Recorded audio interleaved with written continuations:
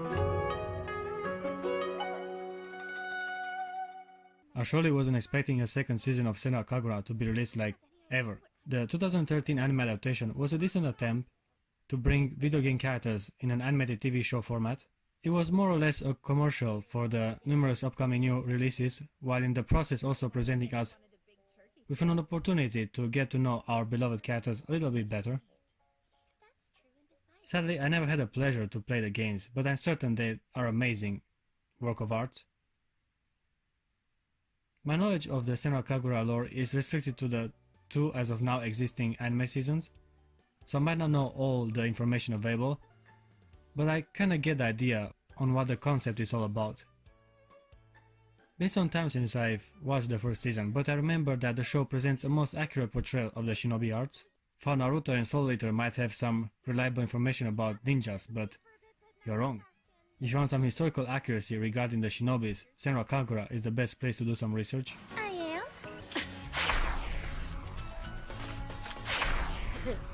Life or Dash is a training technique that requires Shinobi to engage in combat without the protection of their uniforms. This allows them to focus on improving their speed and attack strength.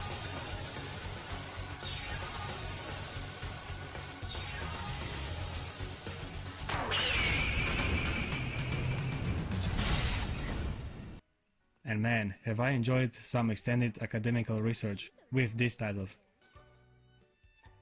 Now the story and action wasn't exactly the main focus of the anime to begin with, so I wasn't too critical of this aspect. Frankly, I knew what I signed myself up for, and I enjoyed the experience to the fullest. The characters are what kept my interest till the end, and we've quite a bunch of bouncy personalities to delight ourselves with. The Mikatas have arrived. Yo, I'm Hanabi. And my name's Kafadu. I'm the protector of the jewel. Let's start with the main character, Ish. A rising star of the assassination underworld, the double D Japanese teenage cutie, Asuka. I am Asuka, a shinobi who fights for justice! Ah! It is through her perspective that we experience most passing events. She has a cheerful and optimistic personality, which really increases the enjoyment of watching this show. She is seconded by Ikaruga, the bossy, by-the-book, disciplined, fanatic sword lady, only to be followed by a more loose character by the name of Katsu.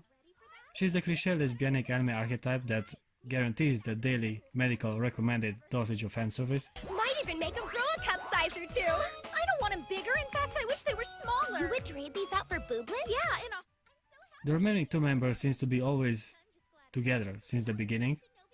Hibari is the extremely cute, big-breasted, petite, timid, insecure, while Yagyu is her calm, steadfast, and overly protective BFF. Now that I've really touched upon the main girl's character traits, it's time to get a look at our rivals.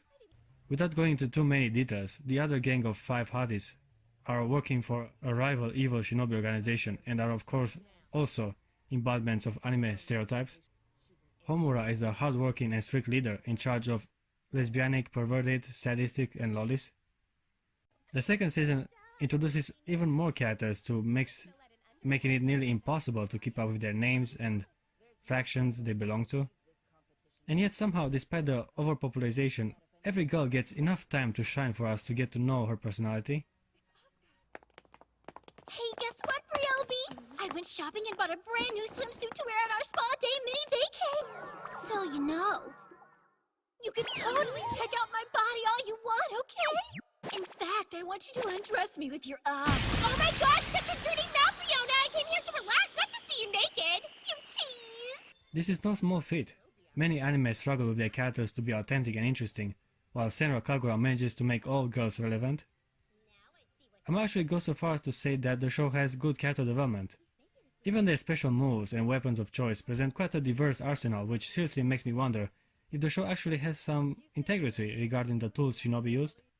What I can say for certain is that Senran Kagura depicts ninja better than Fairy Tail, that's for sure. You're the only one who doesn't grasp what infiltration means, obviously. I know what it means, like being snaky. I think you're forgetting something, Urza. I am ninja. As the second season starts, I get pleasantly surprised by two things. First, the original voice actors are back, and they, as always, do a terrific job in bringing these characters to life. Seriously? Hey, Yagyu, what did you get me for Christmas? Tell me! That would ruin the surprise. Aw, come on, Christmas is still so far away. So, what are you gonna give me, Ikaruga? You'll just have to wait. However, I can assure you that it's rather amazing. Don't tell me, Ikaruga!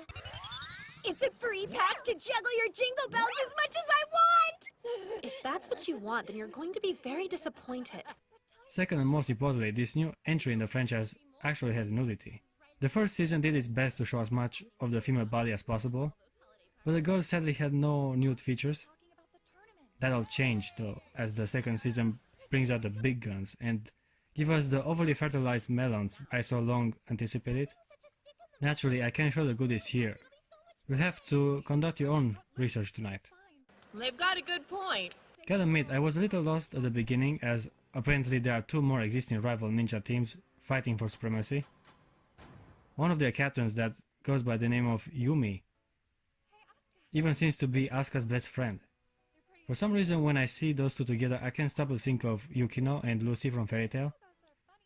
The way they interact with each other as BFF strikes me in resemblance. Oh, I know your plans. You understand me? We show 'em some skin. No way! You see? Oh my goodness! That was totally work-related.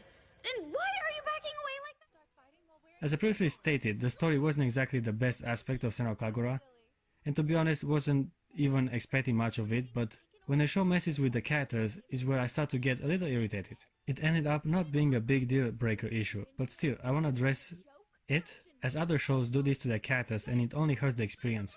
I'm talking about rewriting or more or less depraving the main character of her beliefs and personal goals. After Asuka gets defeated in a battle, she goes against her previously established personality of optimism and determination. But I was thinking of buying myself a Christmas present. What do you think, Yumi? Should I wear these bunny ears whenever I fight from now on? Ah! It's like that thing you always say. You know, cuteness is justice. Resulting in her getting demoralized and depressed. When the main character is constant denial of her own beliefs, it makes the show drag a little, and it just annoys me overall. Why couldn't she just get up and fight and believe in herself as she previously did? You only lose if you stay down. Also, for some puzzling reasons, the writer decided to push away our original team and let them be captured, resulting in their noticeable absence for half of the show. You guys already introduced a hurricane of new characters. What's the difference of having 5 extra more? It was an artistic decision that I personally did not understand. What I certainly approve, though, was the addition of twins to the franchise. We're getting plenty of those in the anime world. And it was a wise decision to add some here. Let me talk about the story. Here's where the show slowly falls apart.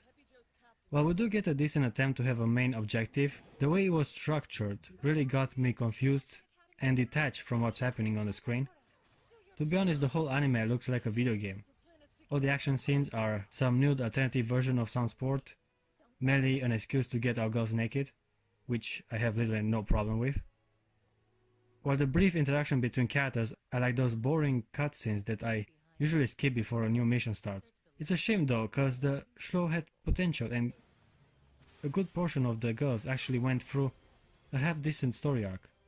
There is character development spread out beneath all the fan service. Okay, time to wrap it up. Overall, Senran Kagura Shinovi Master is a worthy follow-up to the original. It kept the same spirit and passion. The art style looks good. You can see there's been effort put in developing this show. Animations are also decent and the fight scenes have good enough choreography. Could have been more engaging if they were part of a better story though. Not to say that the show made no sense, cause it tries to have a main narrative, it just was poorly executed and unfocused. Considering all that, it hurts my heart, but I gotta be fair in my criticism. And the second season of Senran Kagura gets a 6 out of 10. Yeah. I have to be objective guys and hold the show to the standards I measure any anime out there. Sorry guys, I love the show. The pervert inside of me thinks it is amazing and I appreciate the characters and abundance of fan service. But I cannot in good will lie to myself and give this anime a higher rating, considering the weak story, chaotic structure and pointless battles. It is a 6 out of 10 and yet I highly recommend the anime if you like the ecchi genre. Get it, okay? I just really want to see you in a swimsuit! It's not like I'm asking for that much! Yeah, I want to wear my swimsuit too! Caress my body with your dirty stares!